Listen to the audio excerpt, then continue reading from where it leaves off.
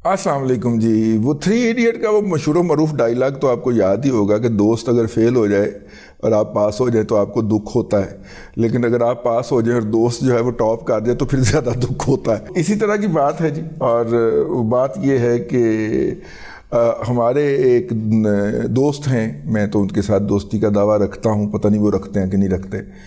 انہوں نے ایک خبر پھوڑی کہ جناب عمران احمد خان نیازی صاحب کی ملاقات ہو گئی ہے کسی اہم شخصیت کے ساتھ، اور اب عمران خان باہر آئے کہ آئے.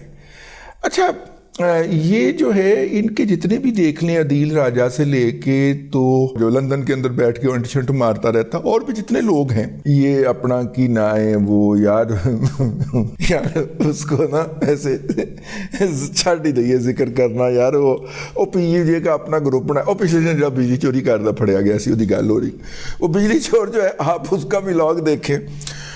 حقیقت ٹی وی خیر اب تو طائب ہوا ہے آج کل سیاسی اس سے معاملات سے، لیکن جتنے بھی ان کے بڑے بڑے یوٹیوبرز ہیں نا پی ٹی آئی کے، آپ ان کے ولاگز دیکھیں، اس کے اندر آپ کو بجلی چور سے شروع ہو جائیں اور وہ برطانیہ کے لندن فروش تک، یہ سب کے سب ایک پوائنٹ کے گرد گھوم رہے ہیں. جیل ٹوٹ چکی، حافظ نے جناب نواز شریف کو پکڑ کے اس کی آنکھ نکال دی ہے، گلا کاٹ دیا ہے، نواز شریف رونے لگ گیا ہے.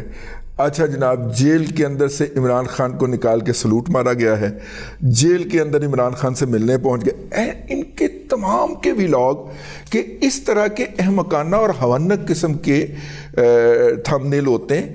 اور مزے کی بات یہ ہے کہ اگلے دن شرمندہ بھی نہیں ہوتے، اگلے دن پھر آ کے جیل توڑ دیں دن، اگلے دن پھر آ کے عاصم منیر کو، جنرل سید حافظ عاصم منیر شاہ صاحب کو وہ انہوں نے وزٹ کروایا ہوتا ہے کہ دورے پہ گئے، انہوں نے تھپڑ مار کے جناب جیلر کی آنکھ نکال دی کہ تمہاری جرت کیسے ہوئی کہ تم نے خان کو یہاں پہ رکھا ہوا ہے. ٹھیک ہے، ان تمام کے اگر آپ ولاگ ایک دن کے کسی ایک دن کے اٹھا کے دیکھیں تو یہ جو میں نے عرض کیا ہے کہ عمران خان باہر آ رہا ہے، اس کو جناب سروں کندھوں پہ اٹھا کے باہر لایا جا رہا ہے، اور جناب نواز شریف کو اندر ٹکا جا رہا ہے، یہ کرکس ہوگا ان کے ایشوز کا. نہ کبھی وہ والیوم 10 نکال لاتے ہیں، کبھی وہ والیوم 20 نکال لاتے ہیں، اس طرح کی حرکتیں یہ کرتے ہوئے پائے جاتے ہیں. بہرحال جی، ملاقات نہیں ہوئی، اس کے بارے میں ذمہ دار جو ذرائع ہیں جنہوں نے اس تمام معاملے کے اوپر نظر رکھنی ہوتی ہے، ان کو جب استفسار کیا گیا کہ سر ایک ہی معاملہ ہے،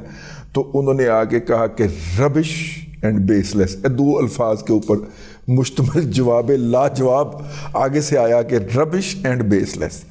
تو ملاقات جی کسی کی نہیں ہوئی. ہو سکتا ہے وہ باورچی جو اڈیالہ کے اندر دیسی مرغ کے اندر دیسی گھی ڈال کے پکاتا ہو، وہی آیا ہوئے کہ خان صاحب مرچا سبز پانیاں نے کہ سرخ پانیاں نے کہ کالیاں پانیاں نے، پاپا یہ کیا کرنا. اگو خان صاحب نے کیا آیا، یار مجھے کالی مرچوں والی ہانڈی بہت پسند ہے، میں نے وہ میاں جی کی دال کھائی تھی جہاں پہ سامی ابراہیم نے میرے آگے ہاتھ جوڑے تھے، اس وقت بھی میں نے کالی مرچوں والی دال کھائی تھی، تو کالی مرچیں ڈال تو پاویں خان نے گویا کیا ہوئے. لیکن ادھر ساڑھے پڑھا نے ملاقات ہو گئی چھاپ دیتی، اور ایک نہیں 8-8 10-10 ٹویٹ کر دیتی. وہ تو پھر فریولس اینڈ ربش کا جب میسج آیا تو ہم نے کہا اچھا. ویسے کوئی دوست اچھی خبر دے لیتا تھا نا، ایکسکلوسیو خبر کسی دوست کی پھنس گئی ہے، ہو گئی ہے، میں اخبارات کے دنوں کی بات کر رہا ہوں، تو اب تکلیف تو بہت ہونی کہ اس نے محنت کی تھی اور ایکسکلوسیو خبر دے لی. پھر جو لوگ ہوتے ہیں نا ذرا چھوٹی ذہنیت کے، چھوٹی گھٹیا ذہنیت کے لوگ، وہ چل پڑتے تھے جس کے ریلیٹڈ وہ خبر ہوتی تھی کہ تو اس کی تردید کر دے. ٹھیک ہے، کئیوں نے جا کے رجسٹرار کا بوا بڈ کھانا، یہ دیکھیں جناب، میں ہائی کورٹ رپورٹنگ کی بات ہے جناب، اتنی اہم قسم کی پٹیشنیں جو ہیں وہ جرنلسٹوں کو لیک کی جاتی ہے، انہیں کہنا انہیں عدالت چل رہی تھی تسی بھی لے لیندے. ٹھیک ہے، تو میرا مطلب ہے کہ وہ تردید کروانے کے لیے چل پڑے. تو پھر یہ خبر جب آئی ملاقات کی، اس کے بعد پھر درجنوں کے درجنوں جرنلسٹ تردید کروانے چل پڑے، تو تردید ہو گئی پھر. اچھا جی، دوسرا یہ ہے کہ ایک ریفرنس فائل ہوا، اور یہ جو ہے یہ بہت اہم ریفرنس ہے اس حوالے سے کہ اس کے اندر ملک ریاض اور علی ریاض ملک کا نام بھی آیا ہے، یعنی ملک ریاض اور ان کے صاحبزادے کا نام بھی آیا ہے۔ یہ ریفرنس ہے جی برطانیہ میں پکڑے گئے 192 ملین پاؤنڈ جو پاکستان میں ڈی ایچ اے ویلی کے الاٹی سے ملک ریاض نے وصول کیے تھے، کیونکہ ڈی ایچ اے ویلی اور جو تھا وہ ملک ریاض اور ڈی ایچ اے کا جائنٹ وینچر تھا۔ ملک ریاض یہ پیسہ لے کے لندن اولمپک سے پہلے وہاں پہ چلا گیا تھا اور اس نے بیش بہا پراپرٹیز خرید لی تھیں۔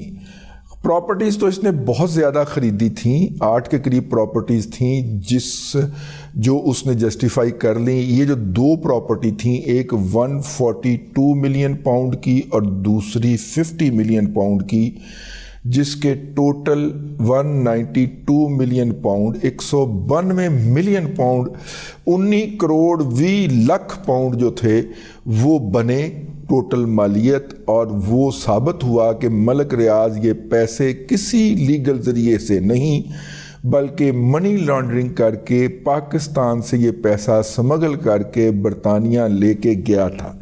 جب وہ یہ پیسہ لے کے برطانیہ پہنچا تھا تو اس وقت تک برطانیہ نے منی لانڈرنگ کے یہ قوانین متعارف نہیں کروائے تھے اور نہ ہی نیشنل کرائم ایجنسی بنی تھی۔ اس کے بعد یہ قوانین متعارف ہوتے ہیں اور نیشنل کرائم ایجنسی بنتی ہے، اور پھر جس طرح یوتھیوں نے جا کے اوکھلی میں سر دیا، اور یہ اتنے باعقل لوگ ہیں کہ یہ ہر گڑھا کھودتے ہیں، ہر جگہ پہ گڑھا کھودتے ہیں مخالفین کے لیے، کبھی نواز شریف کے لیے، کبھی زرداری کے لیے، کبھی مولانا فضل الرحمان کے لیے، اور پھر اس گڑھے میں گرنے کا مظاہرہ کرتے ہیں کہ جناب ہم نے تو ان کو ایسے گرانے کے لیے گڑھا کھودا تھا، ہم نے تو ان کو ایسے گرانے کے لیے گڑھا کھودا تھا۔ جو فیصلے عمر عطا بندیال، ثاقب نثار، گلزاری لال کھوسا، ان سب نے عمران احمد خان نیازی کی حمایت میں اور میاں نواز شریف کی مخالفت میں جاری کیے تھے، وہ سارے کے سارے فیصلے گھوم کے عمران احمد خان نیازی کے گلے کا توق بنے ہوئے ہیں۔ یہ آپ نے بات نوٹ کرنی ہے، ہر وہ فیصلہ جو بغض نواز شریف میں دیا گیا، جو بغض مریم نواز میں دیا گیا، جو بغض کیپٹن صفدر میں دیا گیا، یہ تمام فیصلے گھوم کے عمران احمد خان نیازی، بشرا پنکی فرید خان مانیکا جو بھی کہہ لیں ہیں، ان کے گلے آ کے فٹ ہوا ہے، ان کے گاٹے فٹ ہوا ہے۔ ظاہر ہے جب آپ انصاف کے بنیادی اصولوں کو نظر انداز کریں گے تو پھر آپ کے گلے ہی وہ آ کے فٹ ہوگا، آپ کے ہی گاٹے فٹ ہوگا۔ تو خیر وہ ہوا۔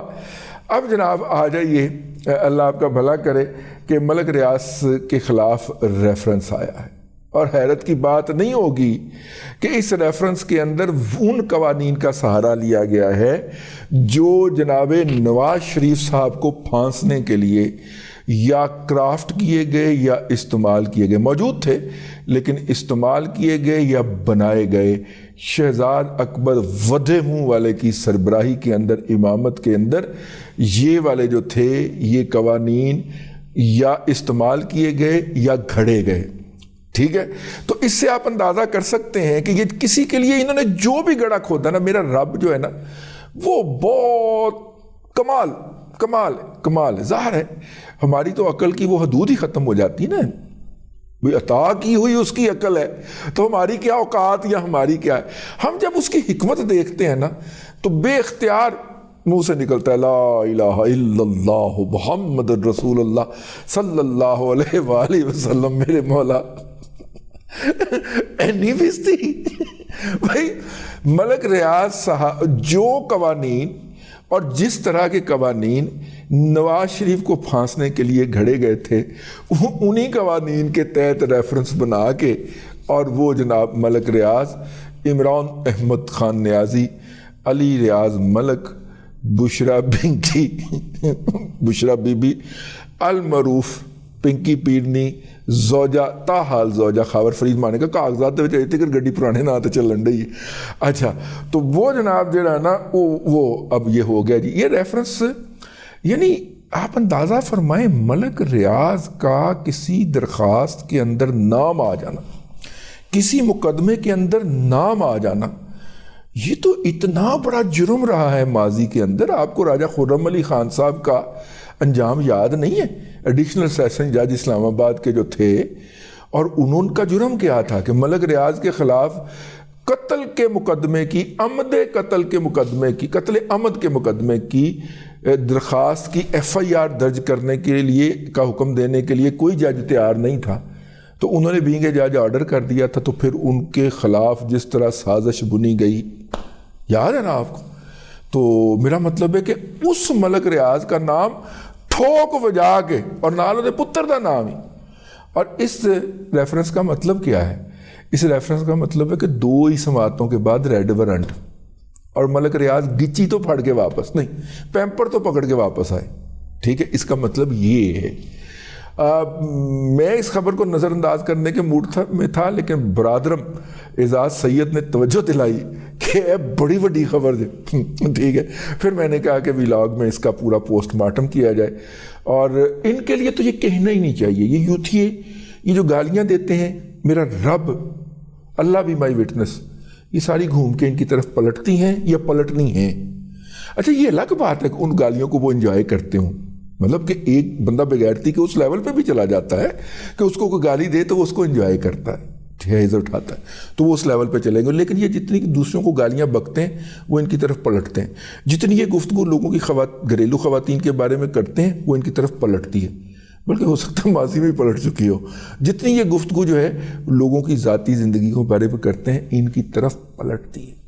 اور میں بہت سارے ان میں سے جو بدبودار لوگ ہیں ان کو عبرت کا انجام بنتے ہوئے دیکھتا ہوں. ٹھیک ہے نا، اور توبہ کرتا ہوں. اور یہ بات ذہن میں رکھیے گا، ان بدبختوں کے اوپر ابھی تک مسجد نبوی کے اندر اور خانہ کعبہ کے اندر جو انہوں نے بدتمیزی کر رکھی ہے، اس کا عذاب پلٹنا ہے. اب تک کے لیے اتنا ہی. اگلے ولاگ کے اندر آپ کی خدمت میں پھر حاضری ہوگی. اللہ تبارک و تعالیٰ آپ کو آسانیاں عطا کرے اور آسانیاں خلق خدا میں تقسیم کرنے کی توفیق عطا کرے.